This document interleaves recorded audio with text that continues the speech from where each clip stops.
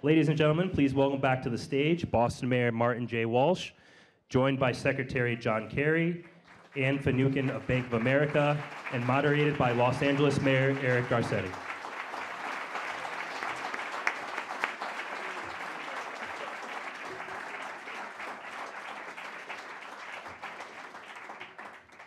Thank you. Today we've heard bold ways cities are preparing for the effects of climate change. It's inspiring to see creativity and teamwork behind some of these incredible ideas. One of the most powerful, important questions we face in our cities is how are we going to pay for it? Financing climate solutions is critical, and I know that we're looking forward to getting insight from our next guests.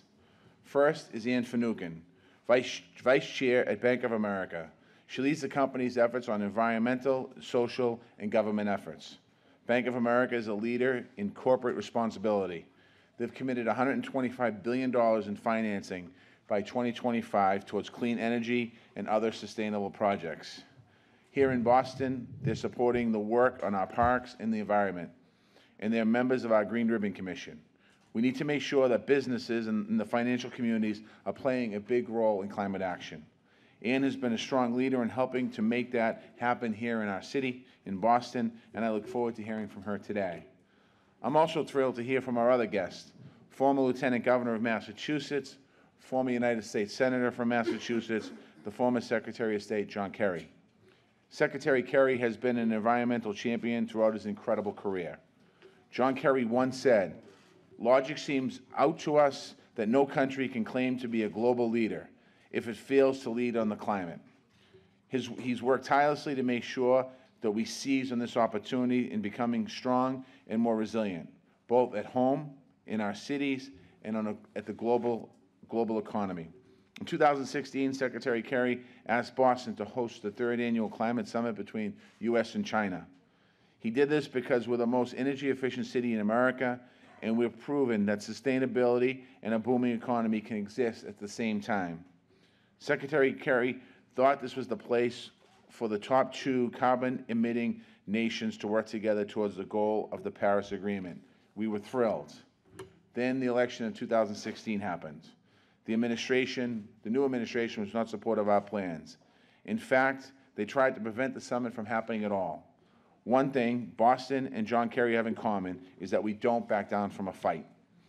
He was determined to move forward with this work no matter what, and here we are today. Anne and Secretary Kerry, thank you for joining us. I know this is going to be a great discussion. I want to thank my good friend Eric Garcetti, the Mayor of Los Angeles, and the Chair of the Climate Mayors for moderating this discussion. Now I'll turn off to Eric.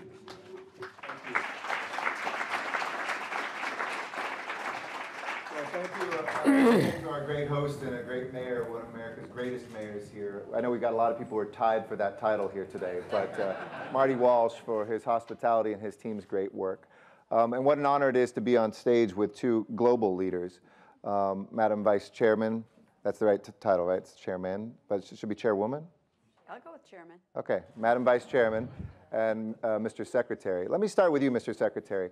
There's a lot of talk about how President Trump withdrew from the Paris Climate Accord. This was something that you helped to negotiate. We're representing our country at a very exciting, anxious but exciting time. Are we out of that treaty right now? No, simple answer, but let me begin if I can. I want to thank Marty for tremendous leadership. We met up in China when I was over there negotiating with the Chinese to bring them into the Paris process. And Marty was already leading then, and I appreciate all of the mayors here and all of your teams that are here with you. This is a very important discussion, and Eric, thank you for your leadership. You've been terrific on this.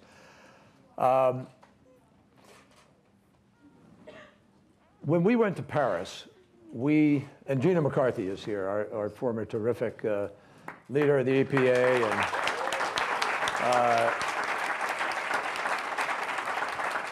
a great team member. Gina and I were banging heads in Kigali when we got the Kigali Agreement, which by itself, if it is fully implemented, could save us ½ degree centigrade.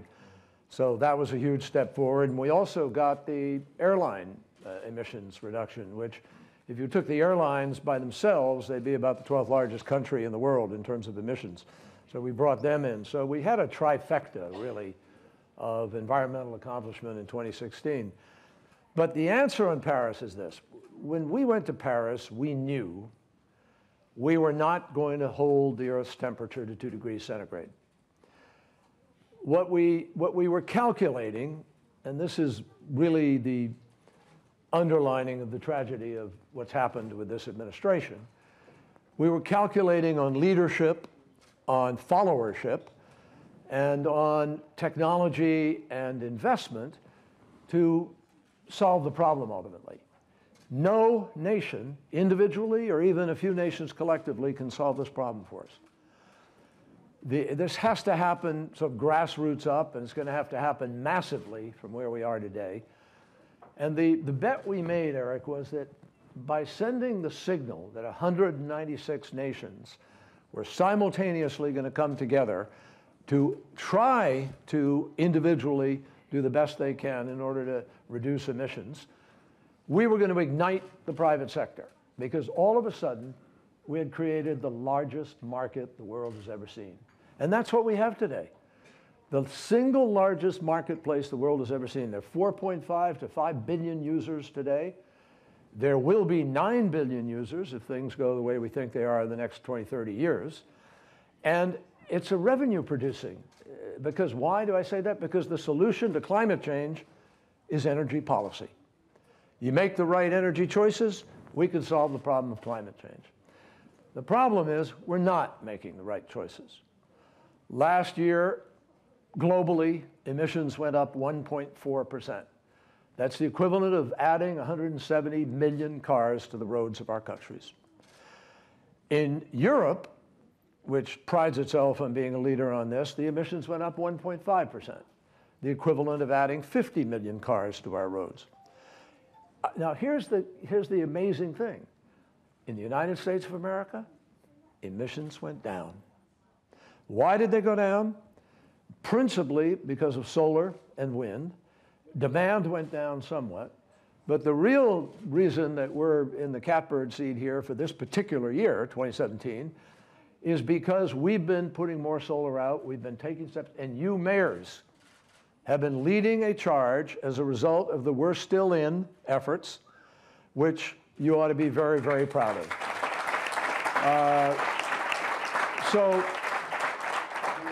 that how Paris was envisioned? Was it envisioned that cities Totally. or the private sector would be the main actors? Paris, Eric, was a bet. We bet that two things were going to happen.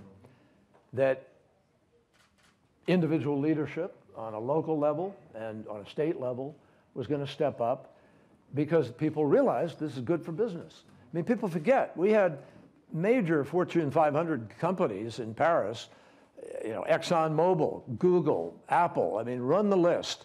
Bank of America, Bank of America. I wasn't going to leave Bank of America out. Saving the best for last, don't worry. And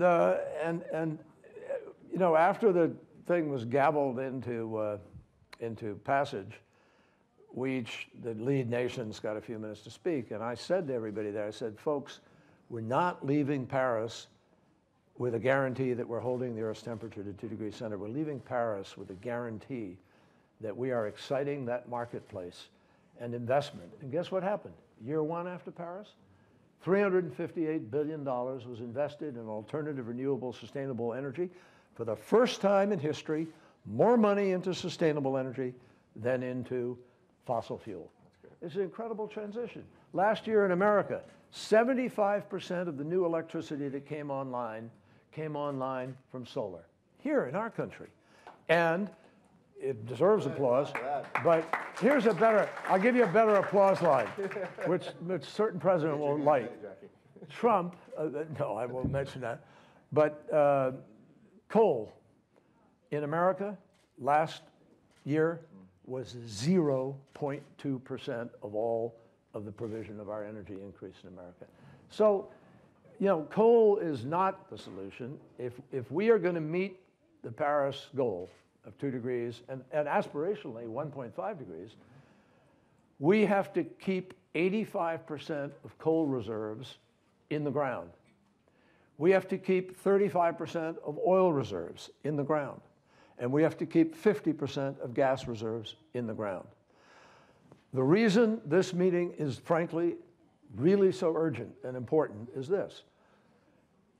We're currently on course, given the increases I just talked about, we are on course to hit 3 degrees by the mid-century and 4 degrees by the end of the century. That's where we're going.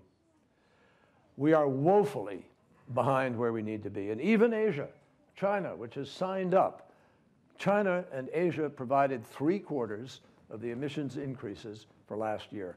And they're still building coal-fired power plants. Now, I've been working in the last year with the Vietnamese government, trying to persuade the Vietnamese government that we can save them $50 billion in their budget and put them on a completely virtuous energy grid where they use their current 45% hydro and mix it with gas, which they've discovered, as a bridge fuel, and use solar and wind, which they have plentifully. They could have the most virtual grid in the world and set an example for everybody. We're trying to move them wholesale in that direction. And I think that's what everybody has to do now, is join in that effort. Well, let's stay in the marketplace then, because it may seem to some, what does a bank have to do with saving the world? But Bank of America has been bold. It has been brave. We worked together in Los Angeles back before this was something everybody was doing, to just take our street lights and to make them all LEDs. We paid for that quickly, return on investment fiscally, but we also then were able to see the impact immediately in carbon emission reduction. As I shared with folks here, 2016 Los Angeles, we reduced our carbon emissions by 11% in a single year. That's the last year we've measured. But what role do banks have?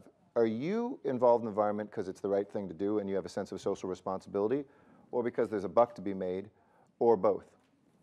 Both, but one came after the other. So to begin with, we did it through our efforts of ESG, environmental, social, and governance. And it was really in response to our own people wanting to do the right thing. We live and work in the communities throughout the United States and also globally. And you want to be proud of the company that you work for, and you want to do the right thing. So in the early days, our environmental efforts were philanthropic, with the hope that they could become business. And we made a $20 billion commitment in 2007, and honestly, I wasn't sure how we were going to fulfill it. But it was a 5-year commitment, or a 10-year commitment, and we were at $20 billion in 5 years. So then immediately you could see there was real movement. By 2013, we had made a much larger commitment, and actually in advance, a bit in advance of the Paris climate agreement in Paris, we made a $125 billion commitment, and we are halfway through that. So, and that's in less than 5 years. And how we've done it is to look at— These guys are coming after you for the other half. Right? Yeah, I'm sure. You heard Well, that. in There's large part— 61.75 million left. Yes.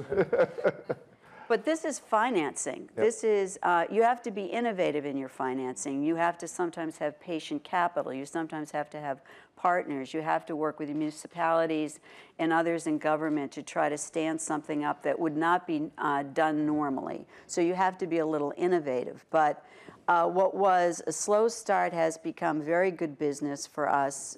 Thank you for your partnership with the City of Los Angeles. But actually the first green bond that was ever issued was here in Massachusetts. What was it for? Tell us about it. Well, it was for a bunch of things, actually, not one thing. And it was 2013, and it was for water security. It was for land conservation.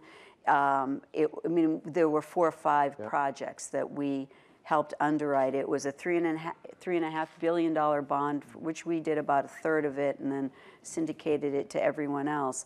But subsequent to that, that's become a real business. That's something that 10 years ago was maybe, if you aggregated everything, was $150 million. And today, the green bond business is nearly $165 billion. Well, let me ask you on that. In the past, I think companies and cities started an environmental work. Federal government too was something that specialists did. EPA would do it. The Department of Energy would do it. We would have our environmental departments. You'd have your social responsibility groups. How much at Bank of America and how much in the private sector is this becoming a value that cuts across the operations for everybody? first of all, we've changed everything. So what was 10 years ago 5 people in the social philanthropy movement in the company is now thousands of people working on deals. And they're making money. In commercial banking, the margins you make are much lower than in private equity. But actually what we have found is that if you can stand up a partnership, which we've been able to do in other kinds of projects that are very hard to finance, wind farms in the North Sea or solar paneling on 30,000 residential homes in Spain, that's taken several kinds of financial institutions to join in a partnership so that we can have more patient capital. We can, in aggregate, perhaps accept a lower return, and we can de-risk a project. But 10 years ago, I don't even think I could have put all those words together on a solar, for solar or for a wind farm in the North Sea, and now we can do it. That's hugely different. So, and it is not a loan for Bank of America, although we are much better than the rest.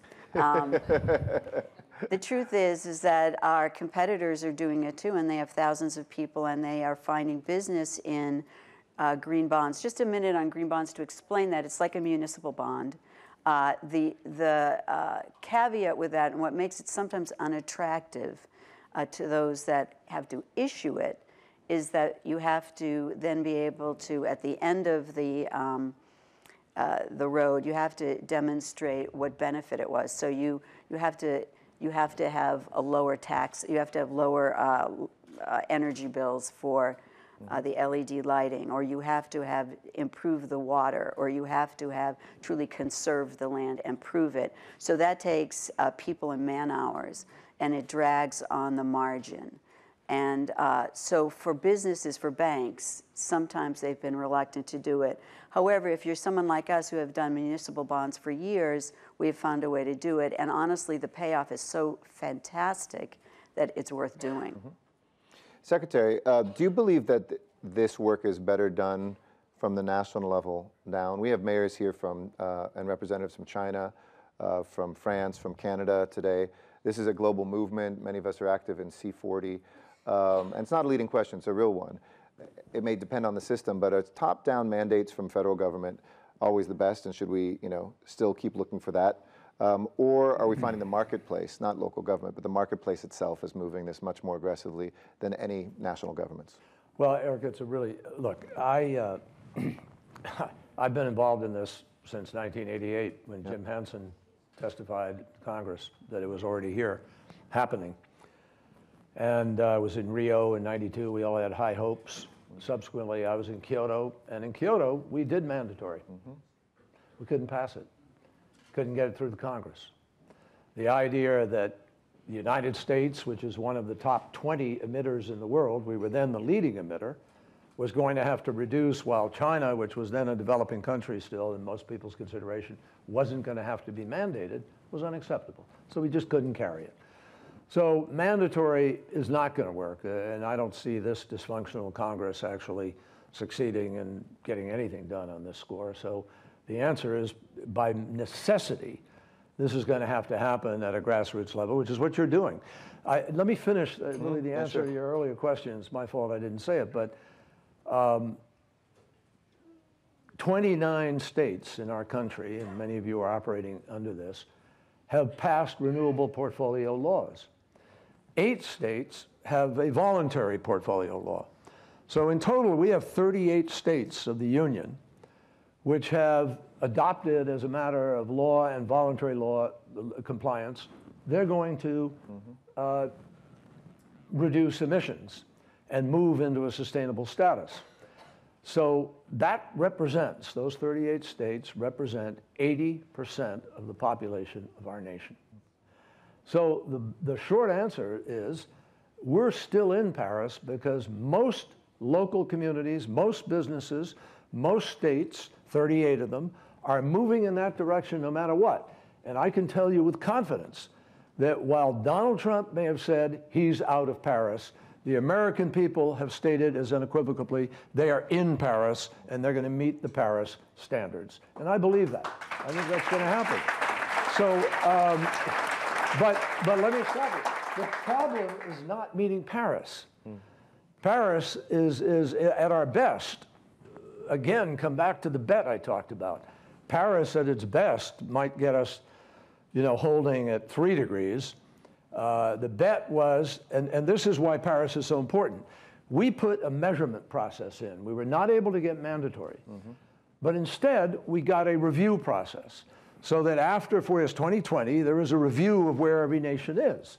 And there would then be a recalibration with peer pressure pushing people into compliance. Where the president completely, I'll use the word misled instead of a harsher word, the American people, and misled the world, is that there is no burden placed on us by any other nation or by Paris itself. We are only agreed to do what we designed, what all of our experts said we could accomplish in the United States without hurting our economy. So in effect, every nation in the world has adopted its own plan. And that's the only way you could get this agreed upon at this moment. So I come back to the original bet and answer to your question. No nation, no government that I know of right now is capable of moving fast enough to solve this problem. This problem is going to be solved by, either the present Elon Musk or the next Elon Musk or Bill Gates or Sergey Brin or Larry Page or whoever it's going to be. Someone's going to come up with better battery storage. Someone's going to come up with a way to, take something out of the atmosphere and put it to use. But if you're not leading, if you're not pushing folks to make that happen, the business world pulls back a little bit and loses confidence that the regulatory process and other pieces are going to help push you in the right direction. That's the danger right now. The opportunity loss of this. When I hear people say, oh my God, it's so expensive. Folks, 2 storms last year, $150 billion. The mayor of Houston is here. Yeah, right here. Houston, once in 20,000 year storm, in 5 days dumped as much water as flows over Niagara Falls in an entire year in that community. And we're seeing once in 500 years, once in 1,000 years, every few years now. The whole set of rules have changed. People need to understand the stakes here. I mean, the mayor of Miami is elevating roads and pumping out water. We have water that comes over our seawall, right, Marty? On a sunny day, high tide, certain time of year, we have flooding. This is already happening at a rate that is terrifying. And I went, as secretary, I went down to Antarctica, I went to the Arctic. In Antarctica, I brought this. I don't usually have this, but I found it today. This is a vial from the South Pole of air that was given to me when I was down in Antarctica. And it has a graph on it showing the rise of over all of history, the rise of carbon dioxide and greenhouse gas. And this was given to me on I think, the 11th of November in 2016, right after the election. It says cleanest air in the world. It's at 401.6 parts per million. Now, scientists have told us that originally we have to be at 450 parts per million in order to not have a tipping point.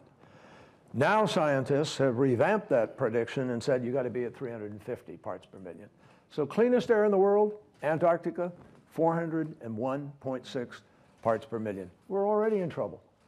Some people, I mean, John Holdren, who was with Gina and me the other day talking over at the Harvard School of Public Health, said he's talking about mitigation. Yep. He doesn't talk about holding. People have no idea how many billions, if not trillions of dollars are going to be spent in order to respond to the cause and effect of climate change. And it is, above all, a national security issue because we're going to have climate refugees. Europe, which has had this massive impact because of Syria, could have a massive flow of people struggling to survive. And the politics of everywhere will change if that happens. Well, let's pick up from that rosy assessment.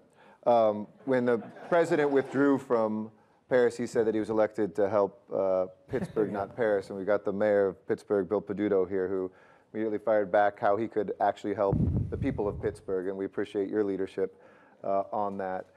And the price of business is certainly, yeah. But you are right, Mr. Secretary. This is an existential crisis. This is a humanitarian crisis, and the social disruption hasn't even begun as the effects. But for business, we talked about business coming into this from what entrepreneurs could do to make things right, those who are interested in green work. I want to ask the flip side for business. How much are you noticing, Madam Vice Chairman, that the price of business and the inaction on the environment and on climate change is being priced into the cost of business for your clients? Is this something that is now sweeping across your average large business that you work with? And what kind of work are they doing? Are they leading, not just those who are in clean energy, not those that are just in the green sector, but your normal business that has operations in low-lying areas that has to think about these calamities? What are you seeing out there? Well, they have to factor it into their risk mitigation, and that's a problem. I'm not sure, though, that they are really fully there. So our business is thinking about environmental moments. They don't think of it that way necessarily. They do think about extraordinary events happening more often, like hurricanes.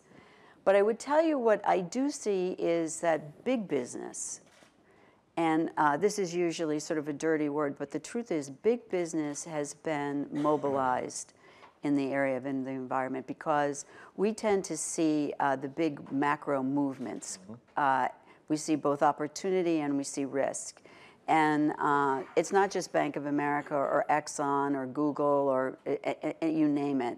If you take the top 20 market cap companies in the country, I'd say that most of them are focused on this because we see huge risk and we see big opportunity. And once we begin to move, and I'll use the bank as an example in the banking industry, once we begin to move and once we start to apply market forces to what we're thinking, so we continue to do a little bit of philanthropy, but we start making commitments of $125 billion, and then you start looking at tax equity and you look at syndication and the kinds of products and services we would have applied to something that you would normally apply it to and apply it to environmental movements.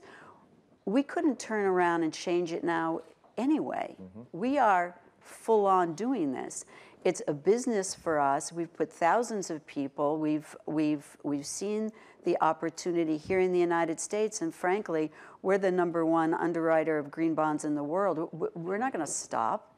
So I think that that's what you're seeing. And so we see the market opportunity.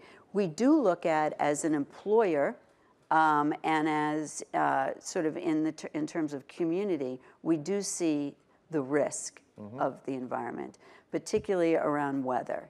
So it's a very practical way of looking at it, but that's how I think businesses are looking at it, like in the immediate term. Can I have Yeah, something please, to that, jump in. if I can, Eric? Yeah.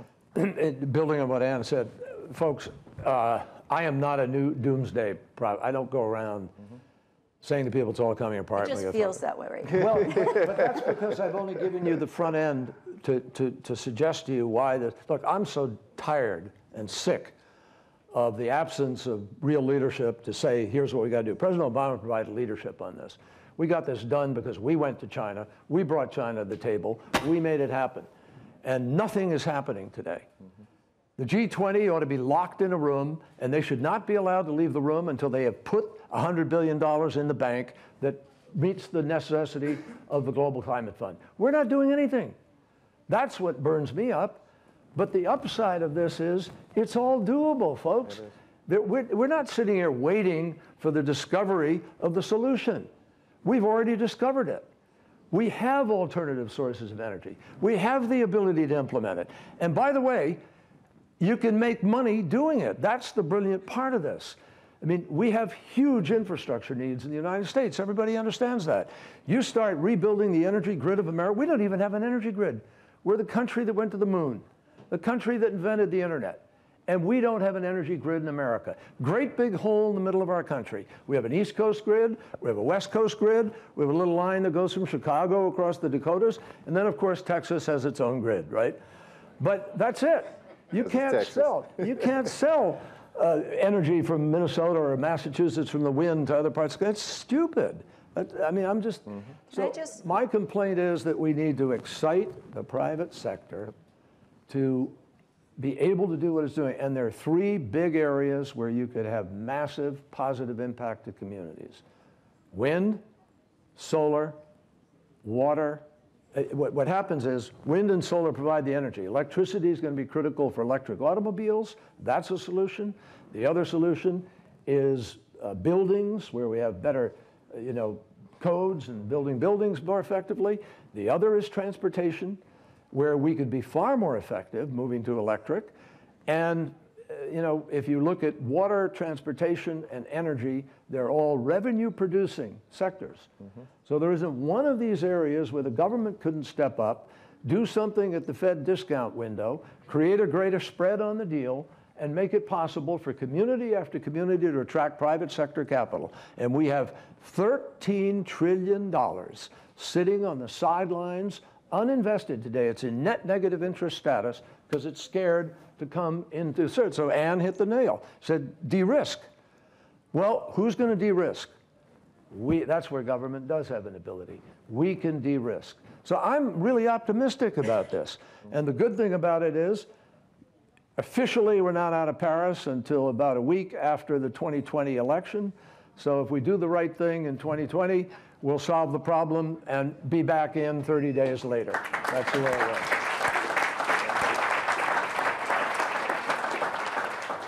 I just wanted to add, we've issued 3 reports. This would be from Equity Research. So this is equity research analysts looking at the world of the environment. And can you make money? Is this a going enterprise, and is this a growing enterprise? And then they looked more broadly at ESG. Do companies that apply ESG, environmental, social, and governance, to the way they do business, not just as philanthropically, but the way they do business, is that a benefit, or is it actually just a cost and a drag? And I was worried because I thought maybe it would be a cost and a drag. And it has been proven that it is not that at all. In fact, you can have lower attrition amongst your own employees. You can have higher satisfaction among your customers. But more importantly, you can see value to the bottom line very quickly. So if you're in real estate and you're thinking environmentally, you can reduce your energy costs, both in the building and the running of the building. If you're a packaged goods company, you can reduce the use of paper and plastic, which reduces your costs. And I could go on with each of the industries, and some are more immediate than others. Actually, financial services was the one that had the least obvious, other than the business you could do on behalf of your clients. And these kinds of reports, along with the kind of momentum I'm talking about, along with, frankly, what we owe you here in this room, a big thanks, because it is the mayors, largely the mayors and some governors, who have stepped up and forward and really forced this, the underwriting of the green bonds, rethinking municipalities and municipal bonds to green bonds, asking for help and partnerships amongst new kind of financing, looking for tax equity and tax value.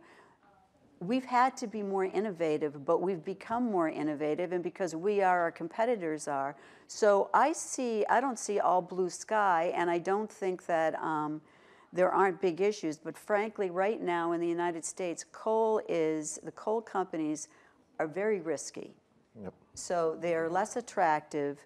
So don't bet on coal. All right? Do not bet on coal. There's your tip for investment for the day. Right, and the biggest play we have seen is, 1, in energy efficiency, 2, to my surprise, wind, and then solar.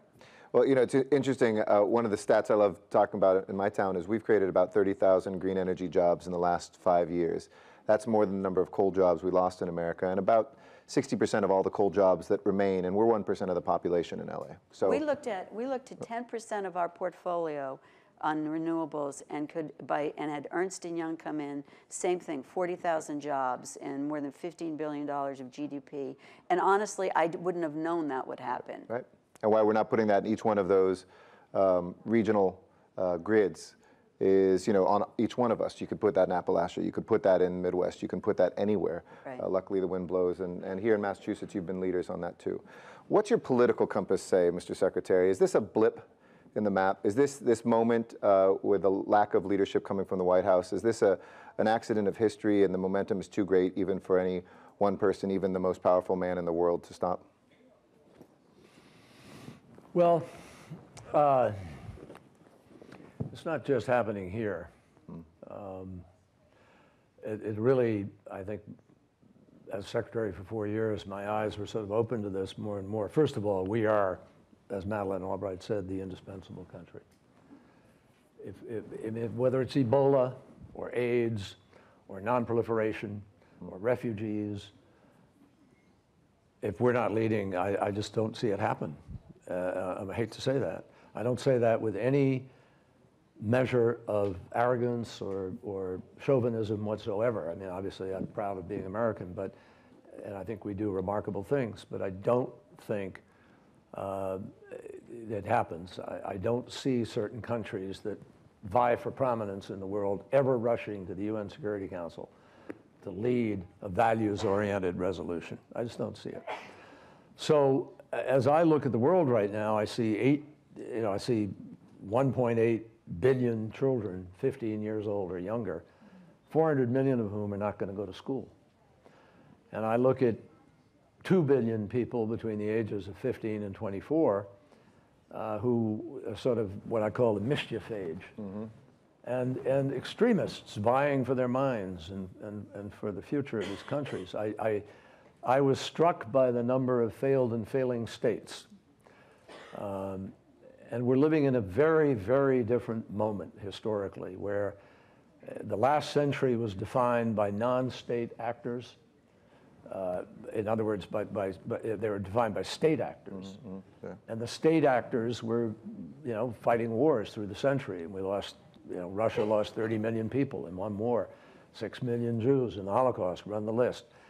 Far, far fewer people are dying today, funnily enough, I mean, in terms of violence.